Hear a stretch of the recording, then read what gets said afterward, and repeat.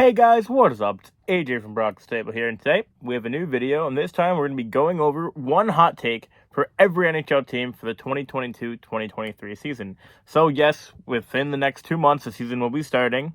So why not give some really bold hot takes that'll 100% happen, because I'm right. Now, as I said, these are hot takes, so they're more than likely not going to happen. But if they do, that'd be cool. If more than 7 of these would be right, I'd be more than shocked. We'll look back at this at the end of the year. We'll see what happens. They're hot takes. I wouldn't take them too seriously. It's not what's going to happen. They're bold predictions. That probably will not happen. So, without further ado, let's get right into it. Starting off with Anaheim. And for Anaheim, we have good old Mason McTavish winning the Calder. Now, I couldn't think of a real one for Anaheim. They're kind of in a position right now. They're not going to win. They're trying to lose. They have cap space. They got Klingberg. So I can't be like, oh, they're going to be the worst team in the league. I think they're going to be they're not going to be the worst team in the league. So that could have been a hot take, but I don't think they will be. I do think Mason McTavish does have a pretty alright chance at winning the Calder, though. It's him, it's Owen Power for now, and we got to see who else makes the teams out of camp. But I do think Mason McTavish will make the team out of camp. So my hot take is Mason McTavish wins Calder. And now for Arizona, we have Nick Schmaltz will score more goals than the Coyotes will have wins. So when I was originally looking at it, I was going to say that he'd have more points than the Coyotes had actual points gathered from games. But that happened this year, so I couldn't go with that one because it happened, so it's not that much of a hot take. So we're going to go with Nick Schmaltz having over 25 to 30 goals this year. Coyotes aren't going to get over 25 to 30 wins more than likely. So I do think Nick Schmaltz will have more goals than the Coyotes have wins. Up next, the Bruins. It was kind of a tough one because they're just kind of an in-the-middle team right now with everything going on. They did bring back Bergeron, they brought back Krejci, and they just signed Pavel Zacha. But I still don't think they're going to be that great. They might even make the playoffs, but I do think that Jermey Swayman will get at least one top 5 Vezina vote. I think that's quite fair. Could happen. For Buffalo, this will be the season for them that they will finally be over 500. First time in 10 years, might I add. Will they make the playoffs? Up for debate, but they will be over 500 at the very least. For the Calgary Flames, I have Sean Monahan, and that he will put up 45 points this year. He's playing with Dylan Dubé and allegedly Jacob Pelletier, if he makes a team. So, Monahan has some pretty good line mates on the third line now. A little bit less pressure, hopefully, now that they don't have as high expectations, even though they still will be a very good team. We'll see what he does. I hope he bounces back, because if he doesn't, his career is kind of starting to get on the ropes here. Up next, one of my favorite players in Sebastian Aho. Sebastian Aho will be a Selke nominee, so meaning he will be a top 3 finalist.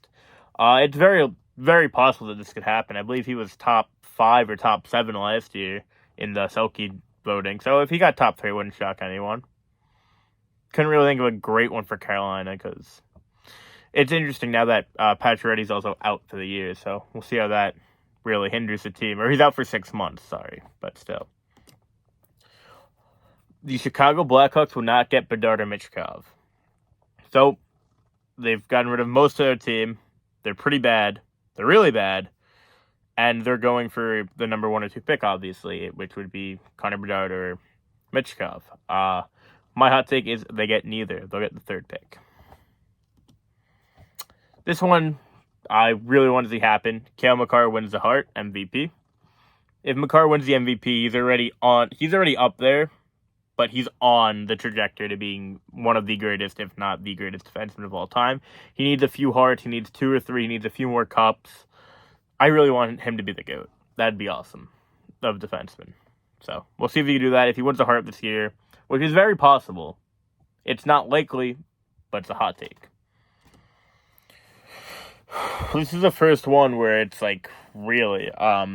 The Columbus Blue Jackets will finish last in the Metro. Yes, last in the Metro with the division that has the New York Islanders who will be better, the New Jersey Devils who got better, and the Philadelphia Flyers who got John Tortorella. Now, I can 100% understand if you said that the Flyers are going to be worse than the Blue Jackets. I wouldn't argue with that. That's more than likely going to be true. The Blue Jackets still are a younger team. Their team's not that great yet. Give it a few years. I do think that Tortorella will push the Flyers to be much better than they were, and I don't think they're going to be a playoff team. I do think they will finish ahead of the Blue Jackets. So hot take. The Dallas Stars will not make the playoffs in 22-23. I was going through the Dallas team, seeing what I can think of. I'm not going to try to force anything too crazy out there. One was maybe that Jason Robertson has more points than Kaprizov, but don't think that really happens. So my hot take is that they're just not going to make the playoffs. They have a very solid squad. I mean, they added Mason Marchment on the third line, overpaid him a little bit, but still, we'll see what he can do there. My hot take is maybe it's not even that hot of a take. They just won't make the playoffs this year. They have a very good team, though, so they should make it, but I don't think they will. Maybe Vegas comes back and takes their spot. The Detroit Red Wings will be in a playoff spot 30 games into the season. Now, maybe this isn't the craziest take. They did get a lot better this offseason. I don't think they're going to end up in the playoffs, but after game 30, they will be in a playoff spot. That is my take. I don't think it's that hot of a take. They've had a very good offseason. They have a very nice young core. Maybe they start off really hot again. It wouldn't be the most shocking thing in the world, especially with Florida getting worse, Tampa getting worse. Can't really say if Toronto got better or worse. I think they just kind of evened out a little bit. Yeah, if Detroit got a lot better. So did Ottawa, so we'll see. The Edmonton Oilers will win the President's Trophy here. Now, big take, yes, I understand that. But if Jack Campbell could be very good, it wouldn't shock me if they won the President's Trophy. They haven't had a solid... Mike Smith was all right for them. They haven't had a great goaltender in a while. Jack Campbell isn't great. He has the potential to be great. We'll see what he can do there. If he can play as well as he did at times with Toronto, he will be very good, and the Oilers will also be very good because of it. So, we'll see. This one is hot take number 2. That is definitely, what did you say? The Panthers will be the 4th team in hockey history to win the President's Trophy the year before and then miss the playoffs the next season. The Panthers are not a lock to make the playoffs, in my opinion. We have to see how they play on ice. Obviously, we have to see how all 32 teams play. But they did lose Weegar, they did lose Huberdeau. They really couldn't replace them yet, so we got to see how they replace them. But right now, Mark Stahl is their second left-hand defenseman. That's really not good. So we'll see what they could do. But yeah, they lost a lot. Duclair is going to be out for most of the year. If they didn't make the playoffs, I really wouldn't be shocked here. But we'll see what happens. Alex Turcotte will not have more than 15 NHL points this year. So Turcotte's time starting to tick a little bit. He was a very high pick. He was top 5, I believe. I think he was 4th or he was top. I think he was either 4th to 7th in the Jack Hughes draft, and I was very high on Turcotte. I had him going over Dach. Dach going 3rd was nuts still, but I don't think he'll have more than 15 points in the NHL this season. I don't think he'll play. He might not even start the year in the NHL this season, so that also is going to factor into it. I don't think he's a bust. I don't think he's a bust yet, at least. We'll see how he does, but he played 8 games, got 0 points last year in the NHL. AHL, he did a little bit better. I think he had 17 points in 29 games, which isn't terrible. Still has to grow. We'll see what he can do, but I don't think he'll score more than 15 points this year. I'm not calling him a bust or anything, but we'll see. Kirill Kaprizov will be a Hart finalist this season. I honestly don't think this would shock too many people. Maybe it does, maybe it doesn't. I love Kirill Kaprizov. Yeah, I really think he could be a Hart finalist. He's that good, and especially on a team like Minnesota who doesn't have as much star power and lost Fiala this offseason. It'd be a nice story if he was a Hart finalist and even won it. That'd be really cool. If they make the playoffs, obviously. Kind of like Taylor Hall a few years ago. Up next, we have the Montreal Canadiens, and I have Kirby Dach will score more than 50 points this season. I hope for Kirby Dach's sake he does really good there, because after the World Juniors injury, his quote-unquote stock really started to plummet a little bit. He wasn't good at all last year. New slate in Montreal, playing under Martin St. Louis, playing with some very young, fun players, but with a lot more pressure, obviously playing in Montreal.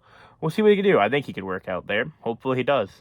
I think he should be on the first line probably with Suzuki and Caulfield. That's a sick line to watch, at least. We'll see how it works, but Kirby Dach will get over 50 points this year. Here we have the Nashville Predators will finish second place in the Central Division. It was another kind of like Dallas situation. There really wasn't anything I could pick out. Could have said UC Soros wins Vezina. I don't think that'll happen, though, just because of Sorokin, Igor, and Vasilevskiy. I think one of them will take it.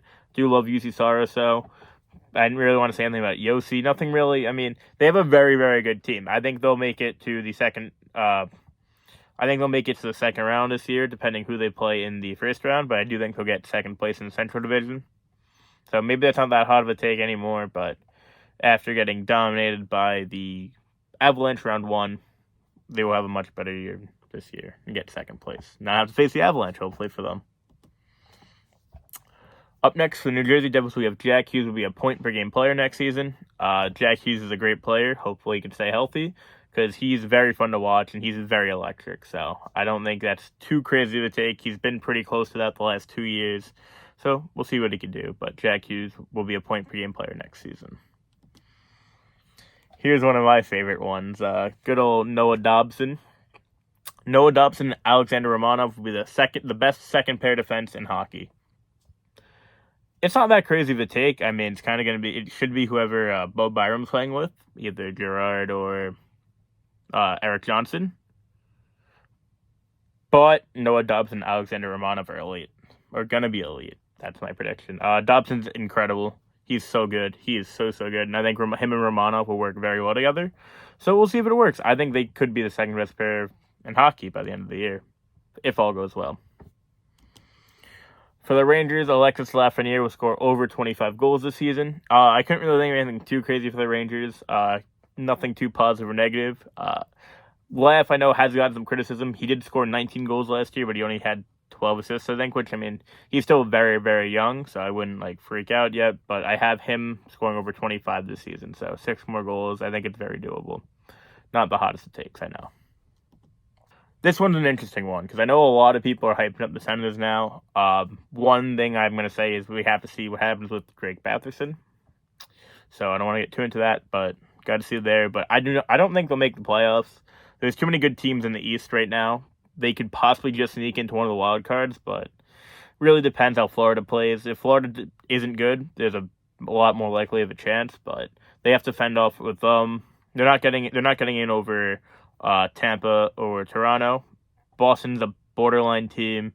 Florida's kind of a borderline team right now. We got to see how they play. Detroit might be a borderline team, and then the Metro is going to be the Metro. So the wildcard spots are going to be hard to take up. Here we go. The Philadelphia Flyers will not be the worst team in the Metro. The Torts magic will come through. I'm going to make a whole video on this in a few days if I can make it make sense to myself first. But I don't think the Flyers will be the worst team in the Metro. Probably going to be wrong on this one, but say it with chest. Moving on to Pittsburgh, the Penguins will not make the playoffs for the first time since 05-06. It's shocking that Crosby's never missed the playoffs. Or he's only missed it once. I think that would have been his rookie year. I think this might be the end for them. Not the end, but I don't think they make playoffs this year, so we'll see. They always prove everyone wrong when they say their time's up. They'll probably just do it again. For Seattle, it's kind of another tough one, but Matty Beniers and Shane Wright will both be top 5 nominees for the Calder. Shane Wright might not even play this year, so I don't know. I tried. There wasn't really too much you could do with them. They're kind of a team. They have nothing really crazy or any interesting things to talk about. I think they'll be better this year. They did have a good offseason, but I do think Matty Beniers is going to be very good for them. Here we go. The San Jose Sharks will get a top 3 pick in the 2023 draft. This might not be that hot of a take, but I think they'll end up getting 1 or 2, very surprisingly. So, you have Arizona who's going to be tanking. You have Chicago who's going to be heavily tanking. Then you have a few other borderline teams around there. The Sharks are also very not good, so might not be the hottest take there. But I do like the Sharks. Here's a fun one. Tarasenko will be traded by December 1st. I'm saying sometime November he gets dealt finally. We'll see. I hope for him he gets dealt. It'd be fun for good old nice hockey trade again to happen after the Chuck one. We'll see what happens. Here's another very interesting one. Andrei Vasilevskiy will not be a Vezina Finalist nominee. So I guess I'm saying that Sorokin, Shesterkin, and Saros will be Vezina nominees. But yeah, so for the first time in a few years, Vasilevskiy will not be a finalist for the Vezina. Could happen. If he gets injured, I'm not saying I don't want him to get injured. He's very, very good. So, injuries aside, hope this one. It'd be cool if this one didn't happen as long as he doesn't get injured. Oh, man. The Toronto Maple Leafs will win the Atlantic Division, but still not make it past the first round. This one could easily happen. It wouldn't shock anyone at this point, but it still is a pretty hot take for both things to happen. Elias Pettersson will score 40 goals this season. Pettersson had a really good year last year, statistically. I thought he didn't. I know he struggled at first, but he came back after his injuries, and I think he ended up with like 30 goals, so not bad. I think we'll get 40 this year, though. Vegas was an interesting one because they have so many issues going on right now, but I'm going to say that one of my other favorite players, Jack Eichel, will be a top 6 center by the end of the season. Hopefully he gets his quote-unquote feet wet in Vegas, gets comfortable, and he starts dominating like he should. They need him to. Here we go, another fun one. Alexander Ovechkin will pass Gordie Howe in career goals, which is 801, by the end of November. So he has, whenever the season starts in October and November, to score 20 goals. That's a lot of goals, but if anyone can do it, Ovi can. And last but not least, Pierre-Luc Dubois will play for 3 teams in the 2023 calendar year. So what I'm basically saying is he's going to play for the Jets in January, get dealt at the deadline or before the deadline to another team in 2023, and then he will sign for another team in the same calendar year. So he will be playing for 3 separate teams in the year 2023. So those are my hot takes. Hope you guys enjoyed the video. Let me know what your hot takes are down below. Leave a like, subscribe. See you guys next time. Peace out, everybody.